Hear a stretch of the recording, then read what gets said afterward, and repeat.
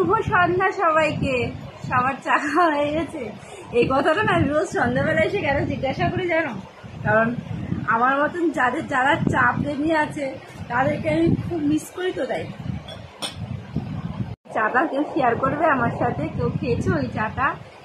এই চাটার ভিতরে আছে লবঙ্গ, এলাচ, তুলসী পাতা, বিট নুন, পাতিলেবুর রস, আর হচ্ছে চিনি আছে অল্প। আমার শরীরটা খুব একটা ভালো না, মানে অসহ্য লাগছে, মাথা যন্ত্রণা, কেমন চোখ, মানে ঠান্ডা লাগলে যেরকম হয় না।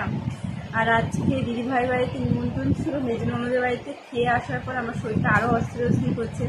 তো আমি ভাবলাম এই চাটা খাই। আর চাটা খাওয়ার পরে মনে হলো যে চাটা তো আমার শেষ হয়ে যাচ্ছে, আমি যদি তোমাদের সাথে শেয়ার না করি। আর তাছাড়া তোমরা আমার সব কিছু, তোমাদের সব কিছু শেয়ার করি যখন, তোমাদেরও যখন শরীরে খুব এনার্জি লেস লাগবে, শরীর ঠিক লাগবে না, এরকম ধরনের চা করে খাবে, অনেক এনার্জি পাবে। আর পাতিলেবুটা দিলে আর বিট নুনের সাথে চায়ের ফ্লেভারটা একদম অন্যরকম হয়ে যায়। তো আমি ভাবলাম এটা তোমাদের সাথে শেয়ার করি, তোমাদেরও ভালো লাগবে। তো চলো সবাইকে টাটা, অনেক ভালো থেকো, সুস্থ থেকো। আর আমি এবারে ঘুমাবো, আমার একদম ভালো লাগছে না, শরীরটা ঠিক নেই।